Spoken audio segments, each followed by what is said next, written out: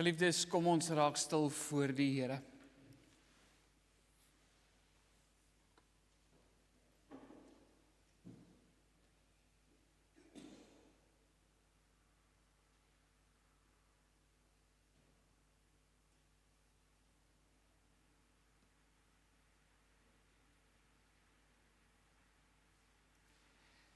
Ek is die Here jou God, wat jou laat optrek uit Egipte land. Maak jou mond wyd oop, dat ek dit kan vul. Geliefde gemeente, genade, barmhartigheid en vrede word ryklik aan u geskenk van die drie-enige God, van die Vader en van die Seun, ons Here, deur die kragtige werking van die Heilige Gees. Kom ons antwoord op die groet van die Here vanmôre en ons sing saam 'n loflied, Gesang 241. Gesang 241, ons gaan vers 1 tot 3, al drie die verse daarvan saam sing, waarin ons die drie-eenheid verheerlik, waar ons God verheerlik in sy drieheid en sy eenheid. Vader, ons eer u, Jesus, ons eer u, Trooster, ons eer u. Al drie die verse staande tot lof van die Here.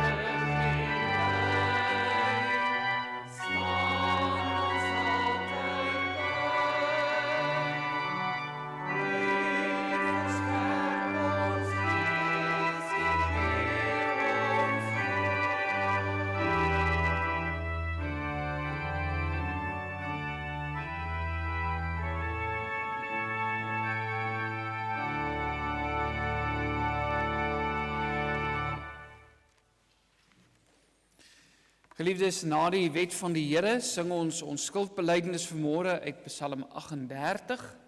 Ons gaan die eerste vers sing van Psalm 38 van die tweede melodie. Vers 1, maar op die tweede melodie.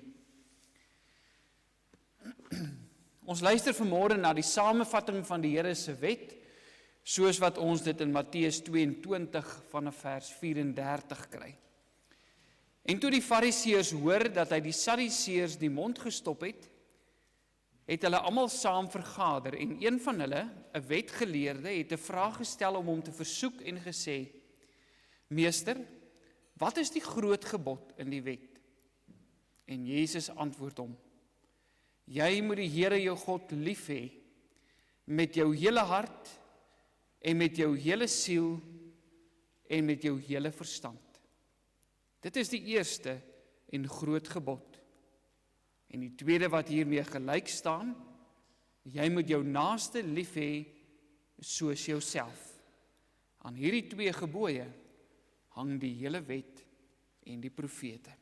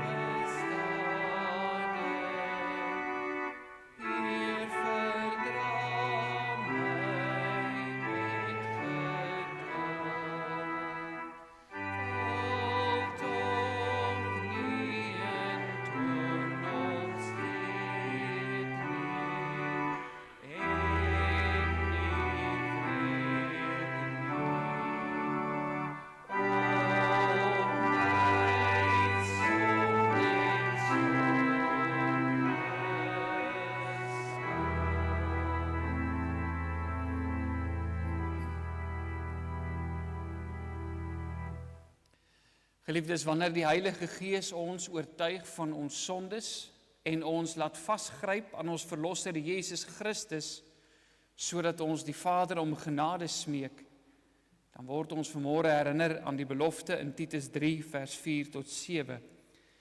Maar toe die goedertierenheid van God ons Verlosser en sy liefde tot die mens verskyn het, nie op grond van die werke van geregtigheid wat ons gedoen het nie, maar na sy barmhartigheid, het hy ons gered deur die bad van die wedergeboorte en die vernuwing deur die Heilige Gees, wat hy ryklik uitgestort het op ons deur Jesus Christus, ons Verlosser, sodat ons, geregverdig deur sy genade, erfgename kan word, ooreenkomstig die hoop van die ewige lewe. Wat 'n troos, broers en susters, dat die drie-eenheid ook by ons verlossing betrokke is. Die Vader wat sy Seun stuur om vir ons sondes te betaal, sodat elkeen wat in die krag van die Heilige Gees glo in Jesus Christus en deur hom wederbaar word, die ewige lewe kan hê. Wie egter in sy sondes volhard en wie die genade van die drie-enige God verwerp, sal die ewige lewe nie sien nie. Geliefdes, vanoggend is drie-eenheid Sondag of Triniteit Sondag. Dit is gewoonlik die Sondag net na Pinkstersondag en daarom gaan ons vanmôre ook stilstaan by sekere aspekte van die drie-eenheid en bely ons ook vanmôre ons geloof aan die hand van die geloofsbelijdenis van Athanasius. U kan staan, dit is wel 'n langer belydenis, nie 'n baie lank nie, 'n langer belydenis is die ander twee algemene belydenisskrifte. So as u voel, u gaan dit nie maak om so lank te staan nie, is u welkom om ook te bly sit. So die wat vrymoedigheid het, kan staan.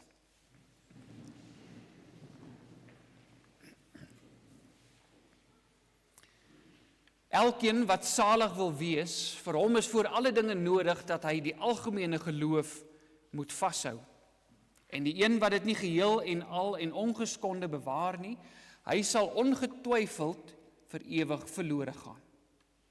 Die algemene geloof dan is dit, dat ons die een God in die drieheid en die drieheid in die eenheid vereer, sonder om die persone te vermeng of om die wese te deel. Want die persoon van die Vader is een, van die Seun 'n ander en van die Heilige Gees 'n ander. Maar die Godheid van die Vader, die Seun en die Heilige Gees is een met gelyke eer en mede-ewige majesteit. Hoedanig die Vader is, sodanig is die Seun, sodanig is ook die Heilige Gees.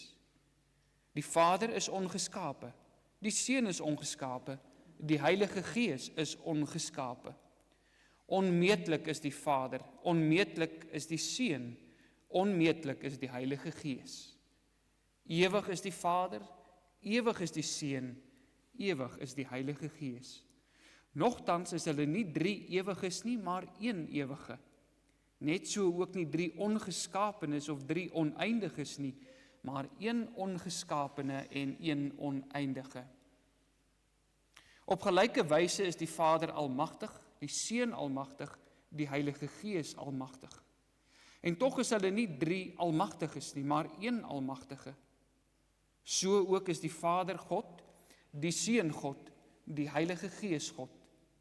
En tog is hulle nie 3 gode nie, maar hulle is een God. So is die Vader Here, die Seun Here, die Heilige Gees Here. En tog is hulle nie 3 Here nie, maar hulle is een Here. Want soos ons deur die Christelike waarheid gedwing word om elke persoon afsonderlik as God en Here te bely, so word ons ook deur die algemene geloof daarvan weerhou om van 3 gode of Here te praat. Die Vader is deur niemand gemaak of geskape of gegenereer nie. Die Seun is deur die Vader alleen nie gemaak of geskape nie, maar gegenereer. Die Heilige Gees is deur die Vader en die Seun nie gemaak of geskape of gegenereer nie, maar hy gaan van die Vader en van die Seun uit. So is daar dan een Vader, nie 3 vaders nie.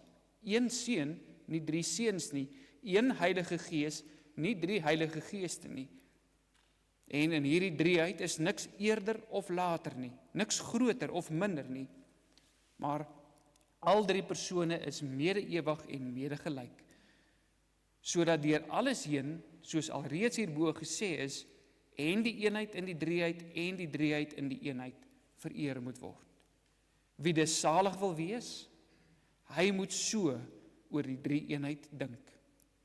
Maar vir die ewige saligheid is dit noodsaaklik dat hy ook getrou moet glo aan die menswording van ons Here Jesus Christus. So is dan die regte geloof dat ons glo en bely dat ons Here Jesus Christus, die Seun van God is en mens. Hy is God uit die substansie van die Vader, voor alle tye gegenereer, en mens uit die substansie van sy moeder, in die tyd gebore. Volkome God, volkome mens, bestaande uit 'n redelike siel en 'n menslike vlees, aan die Vader gelyk na sy godheid, minder as die Vader na sy mensheid. En alhoewel hy God en mens is hy nogtans nie 2 nie, maar 1 Christus. Hy is egter 1, nie deur die verandering van die godheid in die vlees nie, maar deur die aanneming van die mensheid in God. Hy is geheel en al 1, nie deur die vermenging van substansie nie, maar deur eenheid van die persoon. Want soos die redelike siel en die vlees 1 mens is, so is God en mens 1 Christus. Wat gelei het om ons saligheid ontwil, hy het neergedaal ter helle, hy het op die 3de dag weer opgestaan uit die dode, hy het opgevaar na die hemel, hy sit aan die regterhand van die Vader. Van daar sal hy kom om te oordeel die lewende en die dode, by wie se koms alle mense weer sal opstaan met hulle eie liggame en rekenskap sal gee van hulle eie dade. En die wat goed gedoen het, sal in die ewige lewe ingaan, maar die wat kwaad gedoen het, in die ewige vuur. Dit is die algemene geloof, en as iemand dit nie getrou en vas glo nie, sal hy nie salig wees nie. Amen. U kan sit.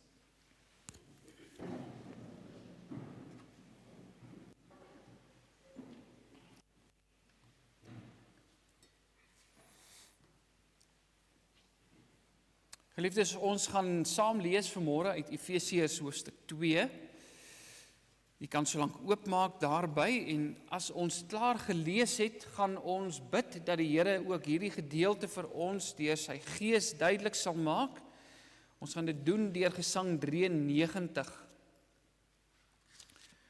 Ons gebed om verligting vanoggend, Gesang 93, vers 1 tot 3. So direk na die skriflesing kan ons maar Gesang 93, u kan staan wanneer ons dit sing as gebed tot die Here. Maar vanmôre lees ons uit die Here se woord uit saam, Efesiërs 2 vanaf vers 11 tot 22. Daarom onthou dat julle wat vroeër heidene in die vlees was en onbesnedenis genoem word deur die sogenaamde besnydenis wat in die vlees met hande verrig word, dat julle in die tyd sonder Christus was, vervreemd van die burgerskap van Israel en vreemdelinge ten aansien van die verbonde van die belofte, sonder hoop en sonder God in die wêreld. Maar nou in Christus Jesus het julle wat vroeër ver was, naby gekom deur die bloed van Christus. Want hy is ons vrede. Hy wat albei een gemaak en die middelmuur van skeiding afgebreek het, deurdat hy in sy vlees die vyandskap tot niet gemaak het. Naamlik die wet van gebooie wat in insettinge bestaan, sodat hy deur vrede te maak, die twee in homself tot een nuwe mens kon skep en albei in een liggaam met God kon versoen deur die kruis, nadat hy daaraan die vyandskap doodgemaak het.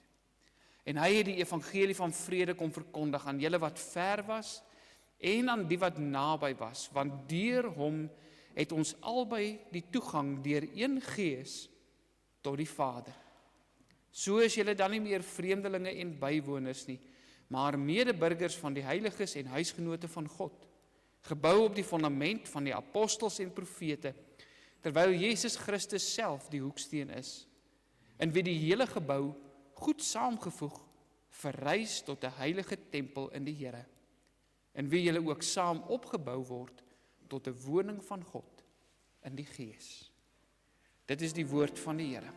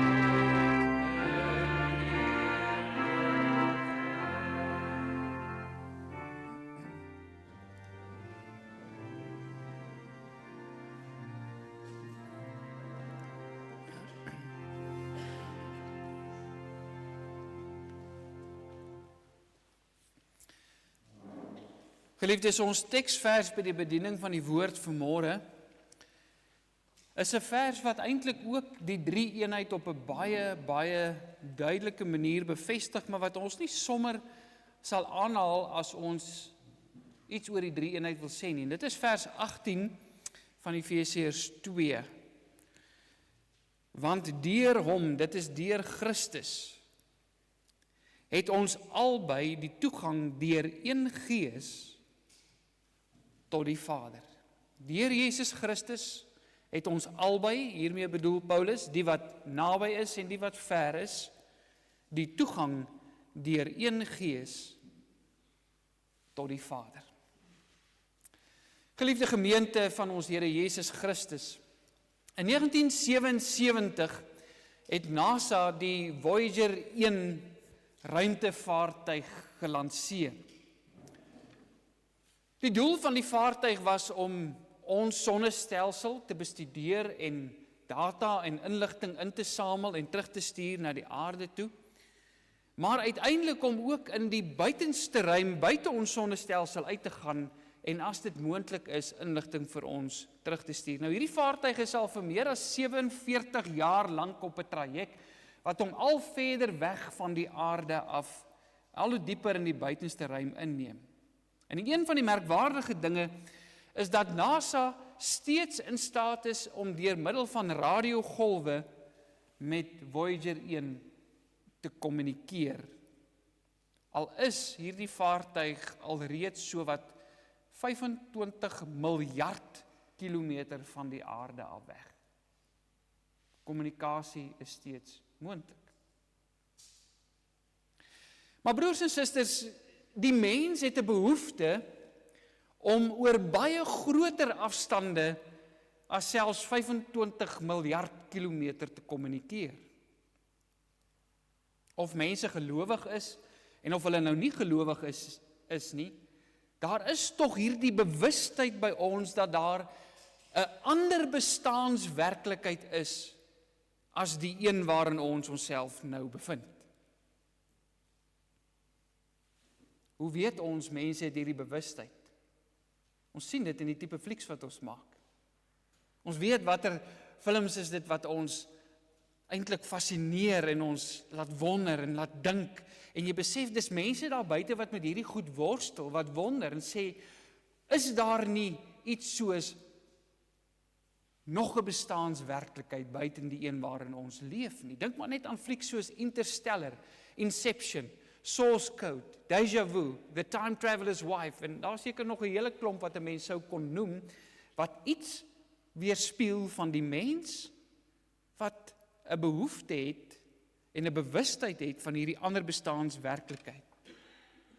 Deur tegnologiese vooruitgang probeer ons om van daardie werklikheid sin te maak, en ons probeer ook om daarna toe deur te dring. Maar die beste wat ons kan doen, is 25 miljard kilometer. En dit is binne ons bestaande werklikheid. Met sy vermoëns kon die mens dit nog nie reg kry om die grens tussen die geskape werklikheid en die geestelike wêreld oor te steek nie. Ons het nie iets wat ons kan laat kommunikeer, een of ander tegnologie wat ons help om te kommunikeer van hierdie wêreld met hierdie ander wêreld nie. En tog is daar iets, nie 'n tegnologiese uitvinding van die mens nie, maar daar is 'n instrument baie kragtiger as die beste waarmee die mens nog ooit vorendag gekom het, en wat ons in staat stel om hierdie bestaansdimensie waarin ons leef eintlik oor te steek. Dis 'n kommunikasiemiddel wat ons in staat stel om vanuit die geskape, sigbare werklikheid met 'n wese in die geestelike werklikheid te kommunikeer.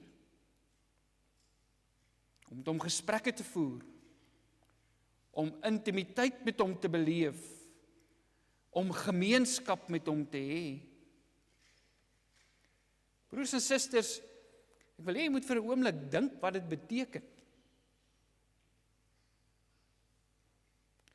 Dit wat mense in flieks en in films in die vooruitsig stel en dink dit is iets baie futuristies, iets wat in die toekoms lê, wat moontlik kan gebeur, dat ons tussen verskillende bestaanswerklikhede met wesens van ander werklikhede kan kommunikeer. Dit is iets wat moontlik is. Die vraag is of jy dit glo, of jy dit regtig glo. Want daardie kommunikasiemetode wat die Here vir ons gee, is gebed. Gebed is dit wat ons in staat stel om oor die grense van ons bestaanswerklikhede heen te kommunikeer. Gebed, broers en susters, is waarskynlik een van die mees intieme en vertroostende aspekte van die Christelike godsdiens. Om te dink dat 'n mens, dat 'n skepsel die vermoë het om met God te kommunikeer. Om vanuit hierdie geskape werklikheid met 'n wese in die geestelike werklikheid gesprek te voer. Dis eintlik iets wat 'n mens se verstand te bowe gaan.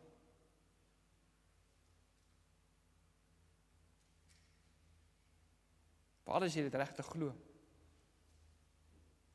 Dis iets misterieus. Dis iets wat ons nie kan verklaar nie, maar wat ons weet moontlik is. Gebed is 'n reddingsboei wat baie mense vasgryp. Baie mense dink dat gebed maar soos 'n telefoon is wat ek net kan optel en dan sal God aan die ander kant wees, ek kan maar net begin praat. Die vraag is egter vanoggend of dit so eenvoudig is. Die Bybel leer ons dat gebed, om met die Vader te kommunikeer, nie sonder die werking van die drie-eenheid kan gebeur nie. As jy nie in die drie-eenheid glo nie,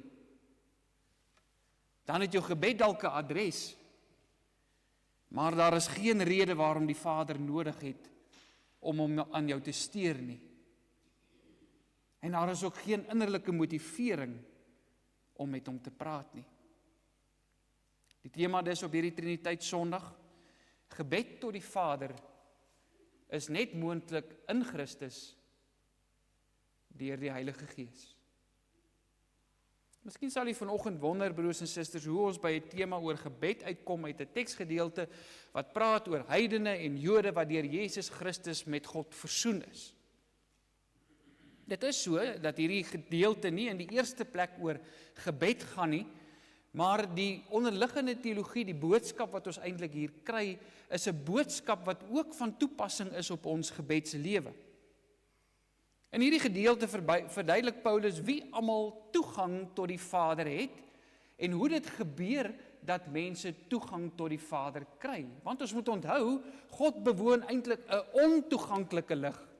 Hy is nie sommer net toeganklik nie, want hy is 'n heilige God en ons is sondaar mense.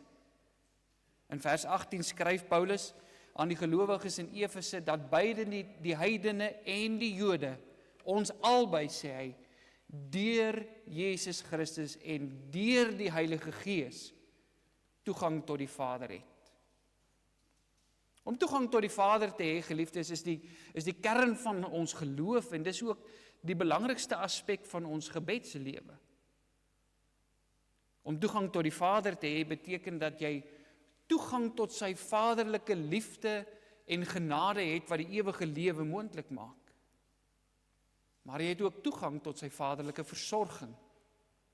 Dis tog waaroor gebed gaan, nie waar nie? Die mens wat wil uitreik in sy swakheid na 'n wese wat baie groter, baie sterker as hy self is, 'n wese wie se hulpbronne baie meer is as dit wat die mens self kan hê en wat daarom in ons behoeftes kan voorsien. Een wat vir ons kan gee ver bo kan dit wat ons bid of dink. Geliefdes, die Bybel gee vir ons wonderlike insigte oor God se karakter as Vader. Ons leer sy vaderlike karakter eintlik sommer al in die begin van die Bybel, in die eerste verse ken. As Vader is hy 'n geweldige, soos wat enige pa, kinders dink mos altyd hulle pa's is die sterkste, nee? En dan het hulle altyd hierdie ding dat hulle met mekaar wedywer oor, my pa is so sterk want hy kan dit doen, en my pa, jy het mos nou al die grappies ook gehoor oor wie se pa is die sterkste.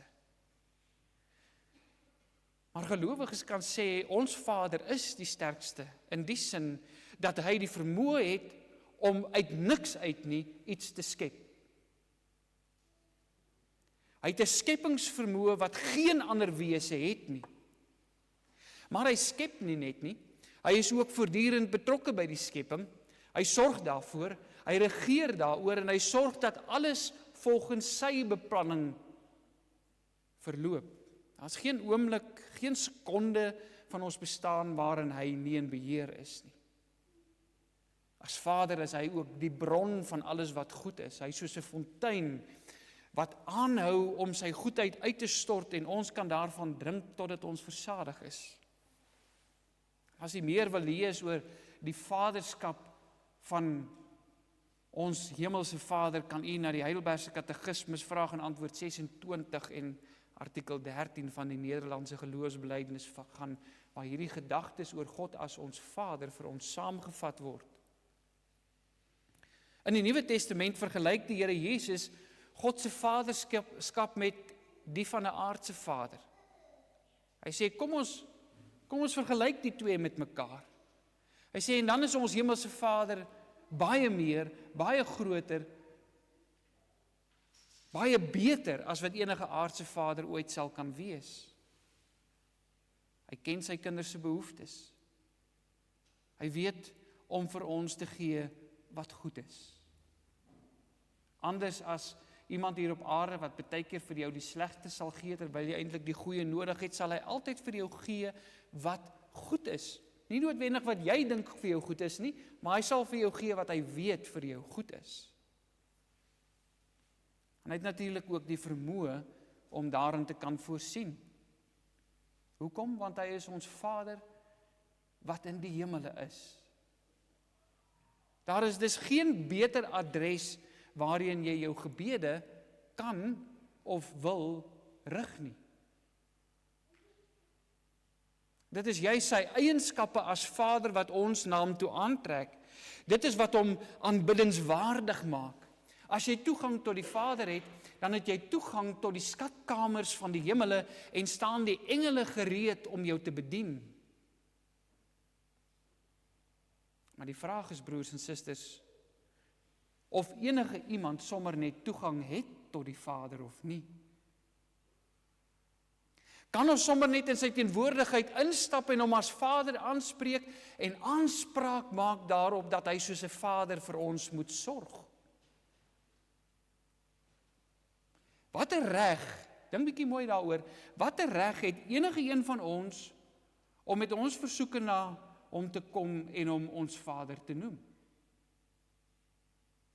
Selfs meer nog, watter verpligting rus daar op God om enige iemand wat hom sommer net as Vader aanspreek, sy gebede te verhoor en toegang tot sy versorging te gee. Daarom, geliefdes, is dit so belangrik dat ons nie net tot die Vader sal bid nie, dat ons nie net die adres vir gebed moet ken nie, maar dat ons altyd in Christus tot die Vader bid. Wie nie in Christus tot die Vader bid nie, het in die eerste plek geen reg om God sy Vader te noem nie, en het in die tweede plek geen gronde waarop hy God sy Vader kan noem nie. In die eerste 3 hoofstukke van Efesiërs, broers en susters, verduidelik Paulus aan gelowiges wat hoofsaaklik uit die heidendom tot bekering gekom het, hoe dit presies gebeur het dat hulle nou Christene is. Hy begin vir hulle verduidelik en sê, julle glo nou, julle is gered. Kom ek vertel vir julle wat het gebeur. Julle is, nog voordat die grondlegging van die wêreld plaasgevind het, het die Vader julle alreeds uitgekies om sy kinders te wees. En toe het God die Vader hierdie keuse van hom gerealiseer deur dit 'n werklikheid in julle lewens te maak. Hoe het hy dit gedoen? Hy sê, hoofstuk 2, hy sê hy het aan julle genade bewys. Julle was heidene, julle was ver van God gewees, julle die dood verdien, maar hy het aan julle die teenoorgestelde gegee van wat julle verdien het. Hoekom? Omdat hy geloof in julle harte uitgestort het deur die Heilige Gees, sodat julle die versoeningswerk van Jesus Christus kan toeëien, want dis wat geloof doen. Geloof gee my deel aan Jesus Christus, sodat ek in hom kan wees, sodat ek deel van hom kan wees, sodat ek kan sê wat hy gedoen het is myne. Sy dade is my dade, sy heiligheid is my heiligheid, sy geregtigheid is my geregtigheid. Nou gaan hy verder en verduidelik dat waar hulle vroeër as heidene nie dieselfde toegang tot die Vader as die Jode gehad het nie, sodat daar selfs 'n skeidingsmuur was wat hulle uit die tempel uitgehou het, waarby hulle nie kon verbygaan nie, want die heidene was nie toegelaat om dieselfde toegang tot die tempel en tot die teenwoordigheid van God te hê as die Jode nie, sê Paulus, is daar die skeidingsmuur nou afgebreek. Paulus praat hier van hulle wat ver was en hulle wat naby was. Die Jode is die wat naby was. Hulle was deel van die verbond. Hulle was in die posisie om op grond van die offers wat daar vir hulle sondes gebring is en op grond van die hoë priester wat vir hulle ingetree het, toegang tot die Vader te hê. 'n Mate van toegang. Steeds nie volledige toegang nie, want hulle kon nie self in sy teenwoordigheid ingaan nie, maar hulle het meer toegang gehad as wat die heidene gehad het. Die heidene was ver. Hulle was van God verwyder en het nie 'n manier gehad om tot hom te nader nie.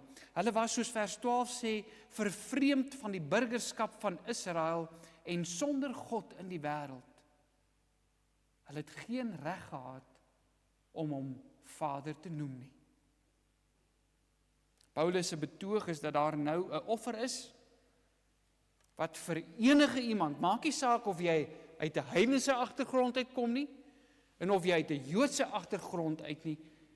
Hierdie offer gee nou vir enige iemand toegang tot die Vader. Hoor wat sê hy in vers 13. Maar nou in Christus Jesus het julle wat vroeër ver was, naby gekom deur die bloed van Christus. Deur die bloed van Christus. Elkeen wat in hom glo, elkeen vir wie hy deur sy volmaakte offer versoening gedoen het, hulle het nou die reg om God hulle Vader te noem. Hulle het die voorreg om na die Vader met hulle versoeke en hulle behoeftes te gaan, sonder om bang te wees dat hy hulle sal ignoreer, of dat hy hulle nie sal aanhoor nie.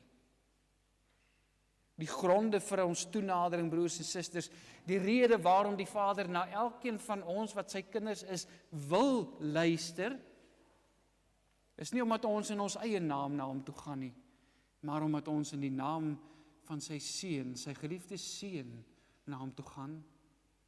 Sy seun in wie hy welbehae het, sy seun wat hom bevredig en wat vir hom vreugde gee. Daarom sê die Here Jesus ook, alles wat julle die Vader in my naam vra, sal die Vader vir julle gee. As ons net in ons eie naam en na hom toe kom, dan kom ons as sondaars, wie se sonde skeiding maak tussen ons en God. Ons kom as mense vir wie daar nie versoening is nie. So waarom sal die Vader dan na ons wil luister? Geliefdes, Christus het nie verniet verklaar dat hy die weg, die waarheid en die lewe is nie. En hy het gesê, niemand kom na die Vader behalwe deur my nie. So dis een ding om die adres te ken. Maar hoe kom jy daar? Wat gee jou toegang tot daardie adres? Wat is die sleutel? Jesus Christus. In 'n sekere sin is die Afrikaanse uitdrukking ook hier van toepassing. Dis nie wie jy is nie, dis wie jy ken. As jy Christus nie ken nie, meer nog, as jy Jesus nie erken as die Christus, die Messias wat vir jou sondes betaal het nie, sal jy nie toegang tot die Vader hê nie. As jy hom egter ken, dan maak dit nie saak hoe onbelangrik jy dalk hier op aarde is nie. Dan maak dit nie saak hoe min mense na jou wil luister hier op aarde nie. Jy het toegang tot die troonsaal van die Allerhoogste. Om in Christus tot die Vader te nader, geliefdes, beteken egter meer as dat ons net toegang tot die Vader het. Dit beteken ook dat Christus self vir ons bid. Soos hy in Johannes 17 vir sy kerk bid, so bid hy elke dag aan die regterhand van die Vader, vir elkeen van ons by die naam. Hy bid vir elkeen wie die Vader aan hom gegee het. Hy bid vir ons geestelike toestand. Hy bid dat die Vader ons van die bose sal bewaar, dat hy ons sal beskerm. Hy bid dat hy ons in ons geloof sal versterk. Hy bid vir sy kerk. Hy bid vir eenheid. Hy bid vir geloof. Hy bid vir hoop. Alles ons begeertes en ons behoeftes, want ons ken onsself, ons weet hoe bid ons en ons weet waarvoor ons bid en alles daardie dinge waarvoor ons bid baie keer verdraai en dikwels so selfgesentreerd, is Jesus Christus ons advokaat wat vir ons intree en wat vir ons by die Vader pleit. Wat pleit dat hy tog net hierdie swakke mens met sy behoeftes sal aanhoor. En die tweede manier waarop hy vir ons intree, is deur voortdurend sy offer in ons plek aan die Vader aan te bied. Elke keer as jy bid en die Vader vra, waarom moet ek na jou luister? Dan antwoord Christus, omdat ek vir hom betaal het. Omdat ek in haar plek volmaak gehoorsaam was. Christus pleit by die Vader, dat hy na ons sal kyk deur hom. Dat hy ons sal sien in hom en dat hy ons sal behandel asof ons hy is.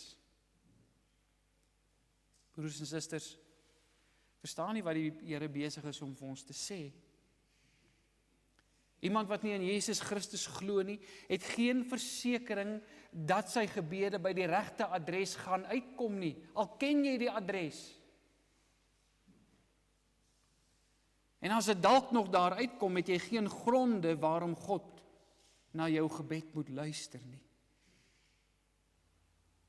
Dit bring ons by die gevolgtrekking dat ware gebed, effektiewe gebed, net moontlik is vir iemand wat in Jesus Christus tot die Vader nader. Iemand wat sonder Christus tot God bid, sy gebede is betekenisloos. Iemand wat vasgevang is in 'n godsdienst is, wat nie Christus erken as die Messias en die middelaar deur wie ons toegang tot die Vader het nie, gaan bid en bid, maar sy gebede gaan niks beteken nie.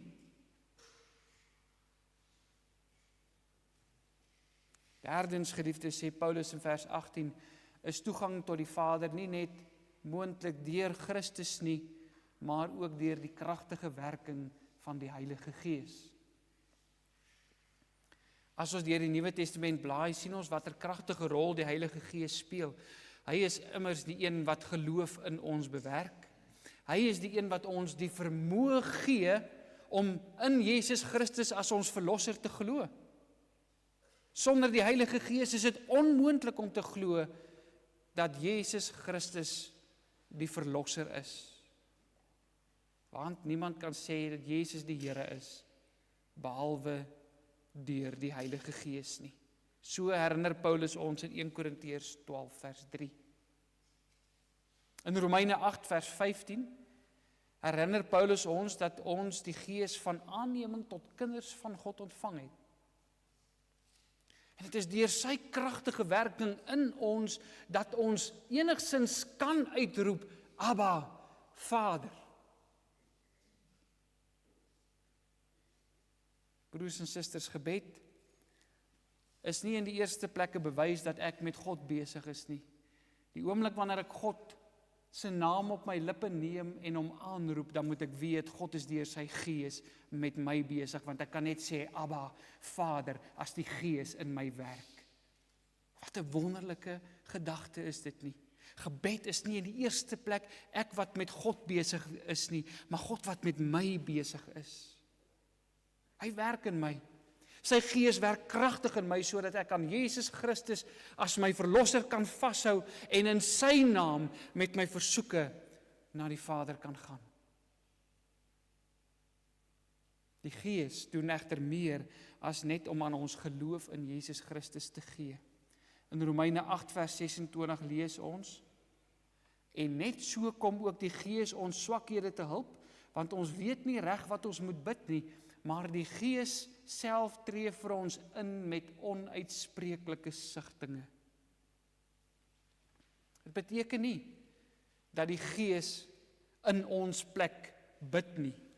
Dit is Christus se werk. Ons het nou gehoor, daar is 'n intreding buite onsself by die Vader. Dit word deur Jesus Christus gedoen. Maar die Heilige Gees tree binne ons vir ons in.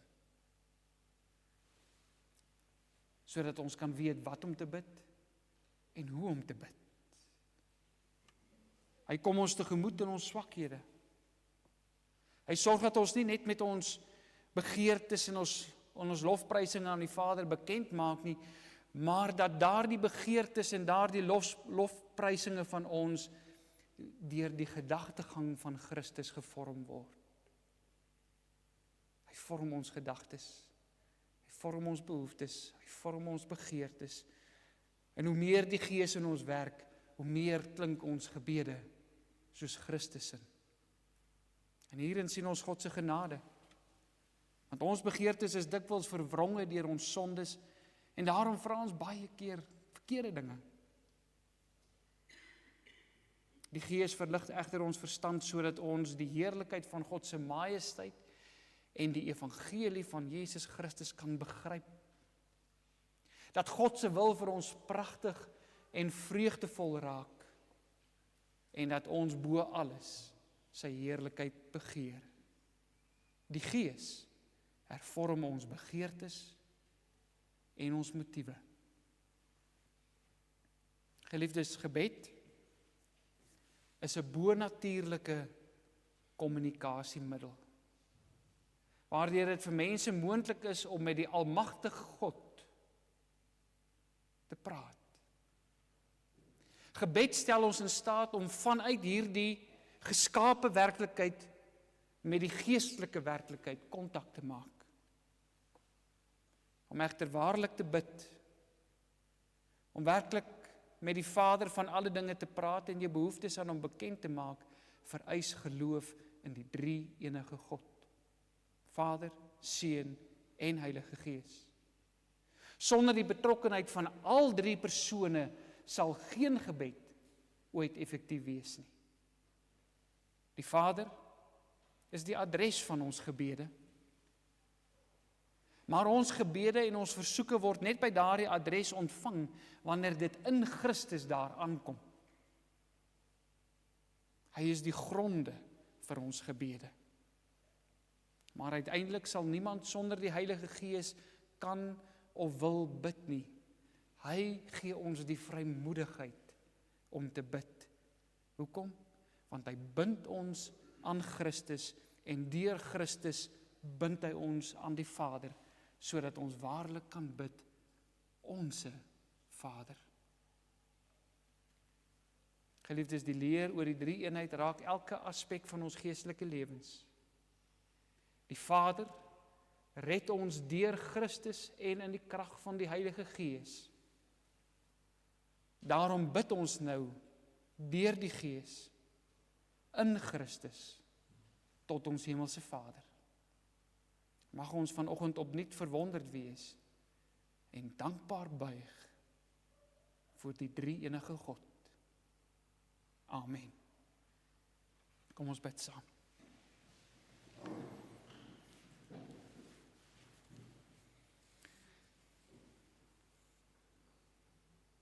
Hoe wonderlik is dit, Here, om voor U te buig en ook te bely dat U die ware God is, die drie enige, die Vader, die Seun en die Heilige Gees. Dat ons vanmôre ons oë kan toemaak en U ons Vader mag noem soos ons Here Jesus ons geleer het, is net moontlik omdat Christus vir ons intree. Daarom eer ons U, Here, prys ons U naam vir ons Here Jesus Christus. Ons prys U vir hierdie volmaakte middelaar wat in ons plek kom staan, wat vir ons in die bresse tree, wat ons saak by U behartig, wat vir ons pleit by U, wat die offer betaal, sodat onheilige sondaar mense skoon gewas kan wees en nou met vrymoedigheid die allerheiligste van U teenwoordigheid kan betree. Dankie, Here, dat U Gees ons oortuig van Jesus Christus se verlossing, sodat ons deur sy kragtige werking in Jesus Christus kan glo en deur Christus na U toe kan kom met ons Vader, met ons versoeke. Vader, ons prys U, omdat U die een is wat die bron is van alle goedheid. Die een is wat vir ons kan gee, ver bo kan dit wat ons bid of dink. Die een wat vir ons beter sorg as wat 'n aardse Vader ooit vir ons kan sorg. Die een wat weet om vir ons te gee wat vir ons goed is. Vader, die leer oor die drie eenheid is nie iets wat maklik is om te begryp nie. Om die waarheid te sê, dit bly altyd vir ons 'n stuk misterie. Want U is te hoog vir ons om ten volle te verstaan. Maar so het U Uself aan ons kom bekend maak, sodat ons nie anders oor U kan dink as hoe U Uself aan ons bekend gemaak het nie. En daarom bid ons ook, Here, dat U ons gebedslewe so sal vorm en rig, dat ons waarlik altyd sal besef en in verwondering sal wees daaroor dat U in U drie eenheid in ons lewens en by ons gebede betrokke is.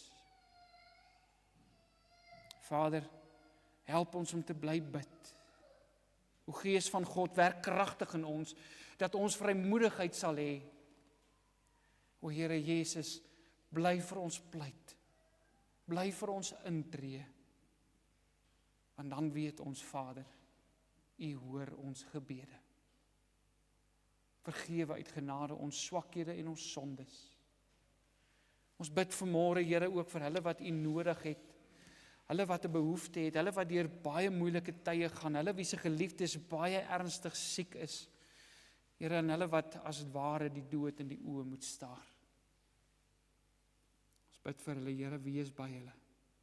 Hou hulle styf vas, geef hulle krag. Ons bid ook vir ons gemeente.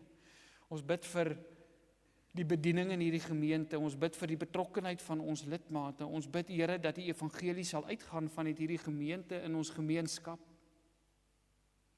Ons bid vir ons land, Suid-Afrika, dat U geregtigheid in ons land sal herstel en dat U hulle wie se werke van boosheid getuig sal vernietig. Ons is ook bewus van soveel woelinge in die wêreld en daarom bid ons vanmôre vir elke man en vrou, elke leier, Here, elkeen wat iewerster in 'n regeringsposisie staan, wat die voortou neem in die stryd om die waarheid van U woord. Mag die waarheid van die evangelie en van God se opperheerskappy seëvier. Here, ons bid dat U vir ons vrede sal gee. En dat U die hoop wat daar in ons is, sal bevestig, sodat ons in hierdie lewe sal leef, nie as mense wat in hierdie wêreld ons eintlike bestemming het nie, maar dat ons sal lewe as mense wat maar net vreemdelinge en bywoners is, op pad na die ewigheid. Gaan met ons deur hierdie week, Here, hou U hand oor ons en bewaar ons asseblief elkeen. Dit bid ons in die naam van ons Here Jesus. Amen.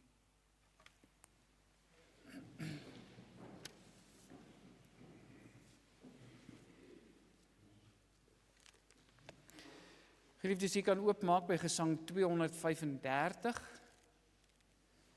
Ons gaan daardeur antwoord op die prediking. Ons gaan die eerste 4 verse saam sing.